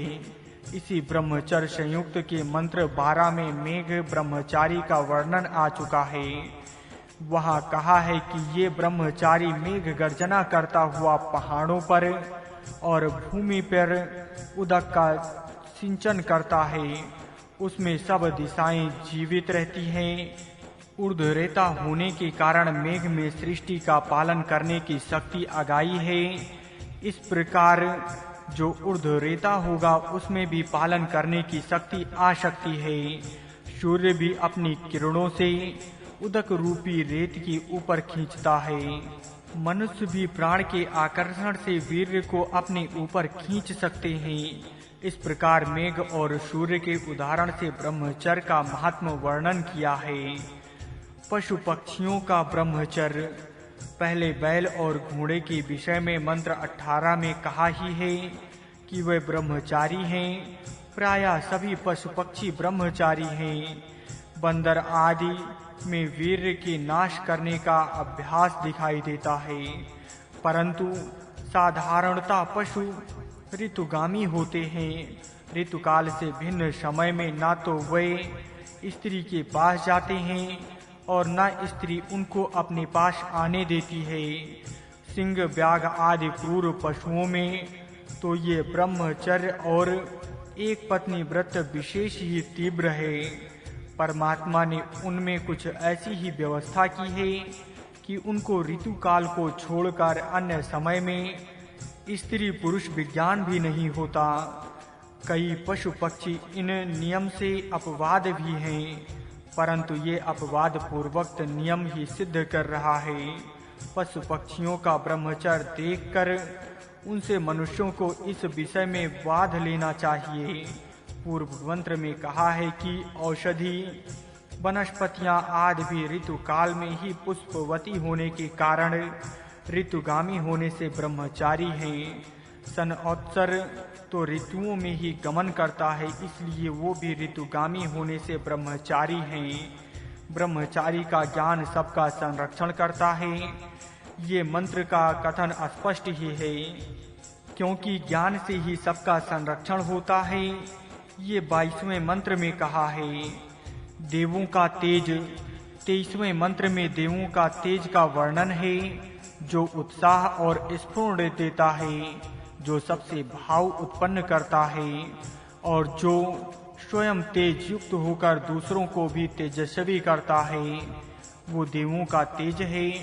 राष्ट्र में विद्वान देव होते हैं और वे उक्त प्रकार का चैतन्य पूर्ण तेज अपने राष्ट्र में उत्पन्न करते हैं। शरीर में ज्ञान इंद्रियां तथा अंतःकरण आदि देव हैं, जो जड़ शरीर में रहकर उससे भी विलक्षण स्फूर्ति का कार्य कर रहे हैं, तथा संपूर्ण जगत में सूर्य चंद्र आदि के देव अपना विलक्षण तेज फैलाकर सब जगत को चेतना दे रहे हैं। तात्पर्य ये है कि सर्वत्र यही नियम है कि जो देव होते हैं वे श्रेष्ठ तेज का प्रचार करके विलक्षण उत्साह उत्पन्न करते हैं।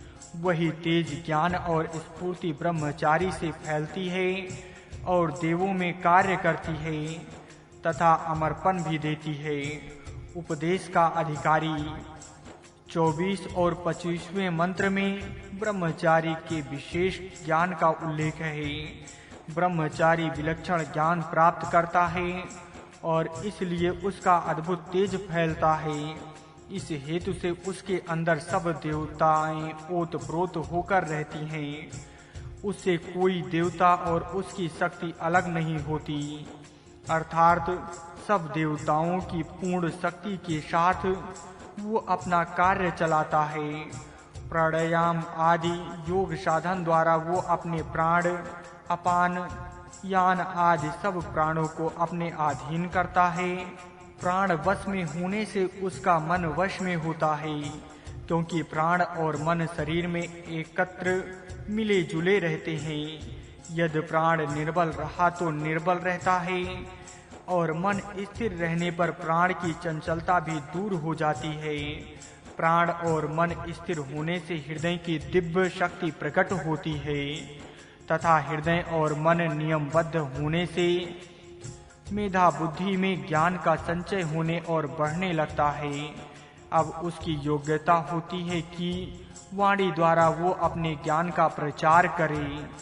इसी प्रकार के सुयोग उपदेशक के वृत्तत्व से जनता प्रभावित होती है, क्योंकि उसका कथन अनुभव के अनुकूल होता है। इस कारण लोग चाहते हैं कि अपने उद्धार का कोई सु उपदेश उससे प्राप्त हो। जहाँ उक्त ब्रह्मचारी पहुँचता है, वहाँ से सज्जन उससे कहते हैं कि हे ब्रह्मचारी, हमें उपदेश दो। चक्षु आत्र आदि इंद्रियों की शक्ति बढ़ाने तथा उनको निरोग और प्रभावशाली करने की रीति बताओ। कोई कहते हैं कि अन्न की न्यूनता बड़ा कष्ट दे रही है, इसलिए कहो कि विपुल अन्न कैसे प्राप्त होगा। कोई महाजन पूछते हैं कि पेट ठीक करने के उपाय क्या है, हाजमा ठीक नहीं है, इसका कोई उपाय कहो। वे पूछते हैं कि हमारा वीर्य स्थिर नहीं रहता और खून भी खराब हो गया है, इसके लिए क्या उपाय करने चाहिए। पूर्वोक्त प्रकार जो प्रश्न लोग पूछते हैं, उनका यथा योग उत्तर ब्रह्मचारी होता है। योजना और युक्ति पूर्वक सबकी शंकाओं का निराशन करता है और उनको ठीक मार्ग पर चलाता है। इतनी योजना होने पर भी अपनी आत्मिक शक्ति बढ़ाने के लिए वो पवित्र स्थान में रहता हुआ तप करता है और आत्मशक्ति का विकास करता ही रहता है। इस प्रकार का तपस्वी जब अपने तप की समाप्ति करता है और तपस्या के प्रभाव से जब प्रभावित आत्मशक्ति से युक्त होता है, तब अत्यंत तेजस्वी होने से इस पृथ्वी पर उसकी शोभा अत्यंत बढ़ती है।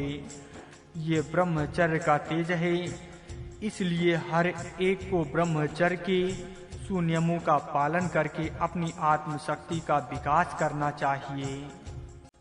पाप से बचाने की प्रार्थना अग्नि, वनस्पति, औषधि, लता, इंद्र, बृहस्पति और सूर्य की हम सब प्रार्थना करते हैं कि वे हम सबको पाप से बचावें।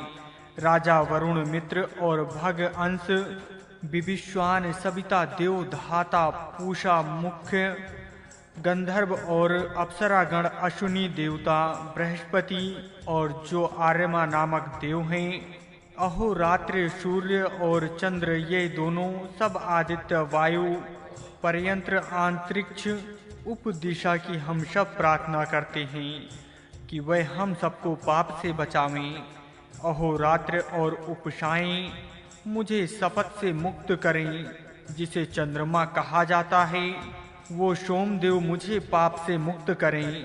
पृथ्वी के ऊपर पशु और आकाश में रहने वाले और जो आरण्य में रहने वाले मृग हैं, शकुंत पक्षी हैं, उनसे प्रार्थना करते हैं कि वे हमें पाप से बचावें। भव और सर्व जो पशुपालक रुद्र हैं, जो इनके वाण हमें विदित करते हैं, वे हमारे लिए सदा कल्याणकारी हों। दूर लोक, नक्षत्र, भूमि, यक्ष, पर्वत, समुद्र, नदियां, जलशय, सप्त ऋषिगण, जल, प्रजापति, पितर और उनका अधिपति यम, जो दुर्लोक रहने वाले देव हैं और अंतरिक्ष में रहने वाले हैं, जो समर्थ देव पृथ्वी का आश्रय किए हैं, वे हम सबको पाप से बचावें। आदित्य, रुद्र, वसु, दुर्लोक में जो निश्चय देव हैं तथा मननशील अंगरक्षी हैं, वे हम सबको पाप से बचावें। यज्ञ, यजमान, ऋग्वेद, साम, वैद्य के 7 यजुर्वेद, होम, हवन, कर्म, जिसमें सोम श्रेष्ठ है, ऐसी औषधि के 5 राज्य, दर्भ, भांग, जौ और बलशाली धान हम कहते हैं कि वे हम सबको पाप से बचावें। अराजक, राक्षसों, सर्पों, पुण्यजनों और पितरों, 100 मृत्युओं को ऋतुओं, ऋतुओं के पतियों, ऋतुओं के बनने वाले ऐनों, समवर्ष, संवत्सर और महीनों को हम कहते हैं कि वह हमको पाप से बचावें। हे देव, दक्षिण दिशा से आओ, पश्चात पूर्व दिशा में उदय को प्राप्त हो। सब समर्थ देव समक्ष उत्तर दिशा में इकट्ठे होकर हम सब को पाप से बचाओ। सत्य प्रतिज्ञ सत्य को बढ़ाने वाला सब देवों को ये कहते हैं कि वह अपनी सब पत्नियों के साथ आकर हम सबको पाप से बचावें। जो सबको वश में करने वाला है, उस भूतों के अधिपतियों को तथा भूत को हम कहते हैं कि सब भूत मिलकर हम सबको पाप से बचावें। जो दिव्य 5 दिशाएं हैं, जो 12 ऋतु देव हैं, जो वर्ष की दाढ़ी के समान है, वह हम सबको सदा शुभ हो। मताली जिस रथ के द्वारा प्राप्त अमरपन देने वाले औषध को जानता है, इंद्र ने उस औषध को जलों में प्रविष्ट किया है। हे जलों, उस औषध को हमें दीजिए। इन सब देवताओं की सहायता से मनुष्य मात्र पाप से बच जावें। इत सूतक का विचार। इस सूत में मानवों के पापों को दूर करने के लिए अर्थात उनको निष्पाप करने के लिए देवताओं की प्रार्थना है। इस प्रार्थना की विशेषता ये है कि ये प्रार्थना सार्वजनिक अर्थात सांधिक है, सब लोगों से मिलकर की जाने वाली ये प्रार्थना है। अतः इसमें वह हम सब प्रार्थना करने वालों को पाप से मुक्त करें, ऐसा बहुवचन प्रयोग किया है। सांधिक प्रार्थना का महत्व वैदिक सारस्वत में विशेष है, क्योंकि उससे संध शक्ति बढ़ती है। अब इस सूतक में जिन देवताओं का नाम निर्देश आया है, उनका वर्गीकरण इस तरह है। यहाँ 3 स्थानों में देवताओं को बांट कर रखा है। देवता नाम के आगे जिस मंत्र में देवता आए हैं, उनके अंक रखे हैं, और कई देवताएं अंतरिक्ष स्थान में अथवा धू स्थान में रखने योग्य पर भी उनको पृथ्वी स्थानीय मानवों के साथ संबंध आने के कारण पृथ्वी स्थान में रखा है। इतना भेद विचार की सुबोधता के लिए किया है, ये पाठक ध्यान में रखें। इनमें वसु, रुद्र, आदित्य, ऋषिगण, मृत्यु, मास, क्रतु, ऋतु, अयन, ऋतुपति, दिशा, उपदिशा देवताएं अधिक होती हैं। इनमें से 12 पुन रक्त होने से कम किए जाएं तो शेष 172 रह जाती हैं। इनके साथ पूर्वोक्त 91 देवताओं को मिलाने से 263 देवताएं होती हैं। इन देवताओं का मानवों के साथ कैसा संबंध आता है, ये देखकर पाप से बचने का यत्न साधक को करना उचित है। इसमें कई देवताएं पाप के लिए साधक भी होती हैं, जैसे भूमि, जल, वनस्पति, पशु, पक्षी। इनमें कारण ही मनुष्य युद्ध करते आए हैं, आपस में झगड़ते रहे हैं। भूमि के कारण कितने युद्ध हुए हैं और कितने मानव वेद काटे गए हैं, ये इतिहास में देखने योग्य है। मानवों में राक्षस भाव इनके कारण ही आता है। बचना तो इसी राक्षस भाव से है। व्यवहार ऐसा करना चाहिए कि मानवों का राक्षस भाव दूर हो जाए और उनमें दैवी भाव स्थिर हो जाए। इसलिए कहा है कि ये सब देव हमारे लिए सदा सुमार्ग बताने वाले हैं। इस प्रार्थना में अशुभ वृत्ति होने की संभावना सूचित होती है। मन वश में रहकर किसी प्रकार भी अशुभ वृत्ति मन में ना उठे, ऐसा प्रबंध करना चाहिए। इस तरह मनुष्य पाप से बच सकता है। मन ढीला रहेगा तो पाप होगा, यदि मन बलवान होगा तो मनुष्य पाप से दूर रहेगा। इस तरह विचार करके मानव पाप से बचने का साधन करे और पवित्र आत्मा होकर यज्ञ यशस्वी बने। उच्छिष्ट ब्रह्म सूत्र। उच्छिष्ट अर्थात अवशिष्ट आत्मा में नाम और रूप। उच्छिष्ट में लोकोआंतर स्थित है। उच्छिष्ट में इंद्र और अग्नि तथा उसके अंदर संपूर्ण विश्व समाया है। उच्छिष्ट में धूलोक और भूलोक सब भूत मात्र ठहरे हैं। जल, समुद्र, चंद्रमा, वायु ये सब उसी में स्थिर हुए हैं। सत्य और असत्य ये दोनों उच्छिष्ट में हैं। मृत्यु, अन्य अथवा बल और प्रजापालक लोगों के संबंध में सब धन और स्वीकार करने योग्य, सब नाश करने योग्य सभी पदार्थ उच्छिष्ट में ही संबंधित हुए हैं। शोभा मुझ में है, सुदृढ़, दृढ़ता से स्थिर रहने वाले और गतिमान ज्ञान विश्व की उत्पत्ति करने वाली 10 शक्तियां धारण करने वाली देवताएं नाभि चक्र के चारों ओर रहने के समान सब ओर से उच्छिष्ट में ही स्थित हैं। ऋग्वेद, सामवेद, यजुर्वेद, उद्गीत, स्तुति और अस्तावन, हिंकार, स्वर, समागान की आलाप ये सब उच्छिष्ट में हैं। ये सब मुझ में रहे। इंद्र, अग्नि और पवमान वायु की सूतक, महानाम और महाव्रत वाले मंत्र भाग में ये सब यज्ञ के अंग उच्छिष्ट में स्थित हैं। ऐसे माता के अंदर गर्भ रहता है।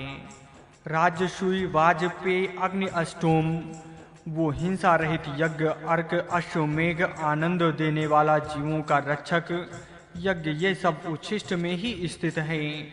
अग्नि, ध्यान, दीक्षा, छंदों के कर्मों की पूर्णता करने वाला यज्ञ, उत्सन्न यज्ञ और सब क्षत्र ये सब उच्छिष्ट में स्थित हैं। अग्निहोत्र, श्रद्धा, वपष्टकार, व्रत, तप, दक्षिणा, इत, पूर्त ये सब उच्छिष्ट में रहते हैं। एक रात, दो रात्र, श्रद्धा की प्राकी, उथक ये सब यज्ञ और यज्ञ के अन्य अंश विद्या के साथ उच्छिष्ट में ओतप्रोत हुए हैं। 4 रात्रि, 5 रात्रि, 6 रात्रि, अभय अर्थात 8, 10 और 12 रात्रि वाला 16, सप्त रात्रि और 7 रात्रि वाले ये सब यज्ञ उच्छिष्ट से बने हैं और ये अमृत में रहते हैं। प्रतिहार, निधान, विश्वजित, अभिजित, शह, अतिरात्रि, द्वादशाह ये सब उच्छिष्ट में रहे हैं। ये सब ज्ञान मुझ में रहे। सत्य भाषण, नम्र भाव, कल्याण, स्वधा, जल, अमरपन, सहन शक्ति ये सब काम और कामना में तृप्त करने वाले हैं, उच्छिष्ट में रहे हैं। 9 भूमि, सब समुद्र और दूरलोक भी उच्छिष्ट में आश्रित हैं। सूर्य उच्छिष्ट में ही प्रकाशित है, जिससे अहोरात्र होते हैं। ये सब ज्ञान मुझ में रहे हैं। उपहो, विश्ववान और जो गुहा में आश्रित यज्ञ हैं, उनको विश्व का पोषक और पिता का भी पिता उच्छिष्ट संज्ञक परमात्मा धारण करता है। उच्छिष्ट पिता का भी परम पिता है। ये प्राण का पौत्र है, परंतु वो सबका पितामह ही है। वो विश्व का ईश्वर होकर सर्वत्र रहता है। वो बलवान और भूमि में सबसे श्रेष्ठ है। ऋतु, सत, तप, राष्ट्र, श्रम, धर्म, कर्म, भूत, भविष्यवत, वीर, लक्ष्मी, बलिष्ठ में रहने वाला ये सब बल सब उच्छिष्ट में रहता है। समृद्धि, शक्ति, संकल्प, राष्ट्र, छात्र, 6 भूमिया, संसोत्सर, अन्य, प्रोष, ग्रह और हवि ये सब उच्छिष्ट में रहा है। चतुर्होता, अप्रिय, चातुर्मास, निविद, यज्ञ, होत्रा, पशुबंध और उसकी इष्टियां उच्छिष्ट में रहती हैं। पक्ष, महीने, ऋतुओं के साथ ऋतु संबंधी पदार्थ, मेघ, बड़ी गर्जना और घोष करने वाले जल प्रवाह ये सब उच्छिष्ट में रहे हैं। पथरीली बालू, बालू, पत्थर, औषधियाँ, वनस्पति और घास, मेघ, बिजलियाँ और वृष्टि उच्छिष्ट में आश्रित हुए हैं। सिद्धि, प्राप्ति और समाप्ति, व्याप्ति, महत्व और वृद्धि, अतिशय प्राप्ति, ऐश्वर्य ये सब उच्छिष्ट में रखे हैं। जो प्राण से प्राण धारण करता है और जो आँख से देखता है, ये सब उच्छिष्ट से निर्माण हुआ है। जो देव धुरलोक में है वह सब धुरलोक में रहे हैं और उच्छिष्ट में ही हैं। ऋचा, साम, छंद, पुराण और यजुर्वेद, प्राण, अपान, चसु, ओत्र, भौतिक और अभौतिक पदार्थ, आनंद, मोद, प्रमोद, प्रत्यक्ष आनंद, देव, पितर, मनुष्य, गंधर्व, अप्सरा, दूरलोक में रहने वाले ये सब देव ये सब उच्छिष्ट में उत्पन्न हुए हैं। उच्छिष्ट सूतक का आशय इस सूतक की भाषा अत्यंत सरल होने के कारण इसका भावार्थ पृथक लिखने की कोई आवश्यकता नहीं है। उच्छिष्ट का अर्थ उच्छिष्ट अर्थात ऊर्ध्व भाग में अवशिष्ट जो उच्च स्थान में अवशिष्ट रहा है। विश्व बनने के पश्चात जो भाग अवशिष्ट रहा है उसका नाम उच्छिष्ट है। पुरुष सूतक में कहा है, त्रिपात पुरुष उच्च स्थान में उदित हुआ है और उसका एक अंश यहाँ इस विश्व में पुनः पुनः होता है। एक अंश का वो विश्व बनता है और बिगड़ता है, परंतु जो त्रिपात पुरुष अवशिष्ट ऊर्ध्व में भाग रहा है वो वैसा ही एक रूप में रहता है। इस तरह पर ब्रह्म का एक अल्प सा भाग विश्व रूपाकार होता रहता है और शेष सब मूल स्थिति में अवशिष्ट रहा है। इसी का नाम उच्छिष्ट है। यही ऊर्ध्व भाग में अवशिष्ट रहा है। उच्छिष्ट नाम रूपी इसी पर ब्रह्म में नाम रूप रहा है। इतना कहने से सब कुछ उसी में है ऐसा कहा है, क्योंकि जो कुछ इस विश्व में है वो रूप वाला है और नाम वाला भी है। जिसका रूप नहीं है और जिसका नाम नहीं है वहाँ कुछ भी नहीं है। संपूर्ण विश्व ही नाम रूपात्मक है। हम किसी का नाम लेते हैं और नाम लेते ही आँख के सामने वो रूप आता है, यही नाम रूप है।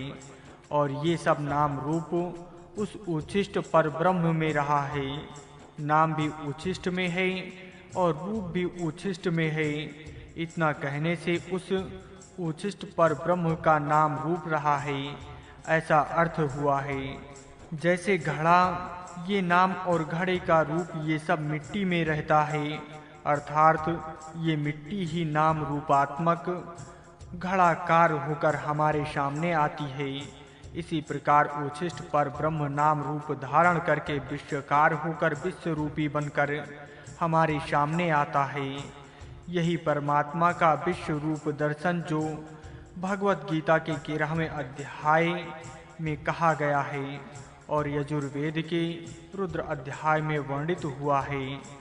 उच्छिष्ट रूप में उच्छिष्ट में नाम रूप रहे हैं, यही मंत्र भाग मुख्य है। आगे इसी का स्पष्टीकरण हुई है। जैसे उच्छिष्ट में लोक, इंद्र, अग्नि, विश्व, धाव, पृथ्वी, सब भूत मात्र, जल, समुद्र, चंद्र, वायु, 9 भूमियाँ, सूर्य, बालू, पत्थर, शिला, औषधि, वनस्पतियाँ, घास, अब्र, विद्युती, वष्टि, जो प्राण से जीवित रहता है, जो आँख से देखता है, जो आकाश में है, देव, पितर, मनुष्य, गंधर्व, अप्सरा, विश्व उत्पन्न करने वाले 10 देव, ये सब उच्छिष्ट में हैं। ये सब रूप वाले पदार्थ हैं। इनका आश्रय उच्छिष्ट पर आत्मा ही है। उच्छिष्ट में नाम। अब नाम का वर्णन देखिए। ऋग्वेद, यजुर्वेद, सामवेद, उद्धृत, अस्तावन, हिंकार, स्वर, साम के अलाप, इंद्र, अग्नि के सूतक, पद्मान सूतक, महाव्रत आदि सूतक, छंद, पुराण, ये सब नाम हैं। ये सब छंद हैं। शब्द स्पष्टि का यही विस्तार है और ये सब नाम के उच्छिष्ट के आधार पर रहते हैं। इस रीति से नाम और रूप उच्छिष्ट ब्रह्म में रहते हैं। जो रूप है और उच्छिष्ट का ही रूप है और जो नाम है वो भी इसी का नाम है, इसलिए नाम रूप उसमें रहते हैं। उच्छिष्ट में कर्म, नाम और रूप इस रीति से उच्छिष्ट ब्रह्म में है। ये बात देखने के पश्चात कर्म कहाँ रहता है, ये प्रश्न उपस्थित होता है। उसका उत्तर भी इस सूत्र ने दिया है कि ये सब कर्म, सब यज्ञ उच्छिष्ट ब्रह्म में ही रहते हैं। देखिए, राजस्व, वाजपेयी, अग्नि, अष्टोम, औधर, अश्वमेध, अग्न्याधान, दीक्षा, यज्ञ, शस्त्र, अग्निहोत्र, व्रत, तप, दक्षिणा, इष्टपूर्ति, एक रात्र, 2 रात्रि, श्रद्धा की, प्राकी, उक्त, चतुरात, पंचरात्र, पंच रात, 17 रात, अष्टम रात, 10 रात्र, द्वादशा, पौंडसी, विश्वजित, अतिरात्र आदि सब यज्ञ कर्म ही हैं और ये सब उसी उच्छिष्ट में रहते हैं। उसी उच्छिष्ट के ब्रह्म के आधार पर इस संपूर्ण कर्म मार्ग की व्यवस्था रची गई है। अर्थात ये सब कर्मों का आधार ब्रह्म ही है। उच्छिष्ट में काल भी उच्छिष्ट ब्रह्म के आधार पर रहता है। अतः कहा है कि अर्धमास, मास, ऋतु, अयन, वर्ष, संवत्सर ये सब उच्छिष्ट ब्रह्म में रहा है। भूत, भविष्यत, संपूर्ण काल और काल के अवयव इस तरह उच्छिष्ट ब्रह्म के आधार से रहे हैं। ऐसा कहाँ कहा है? काल के साथ कर्म का संबंध है। एक रात्र, दो रात्र आदि अनेक यज्ञ काल मर्यादा के साथ संबंध रखते हैं। कई इष्टियां छोटे कालखंड के साथ संबंधित हैं और कई सत्र दीर्घ काल के साथ हैं।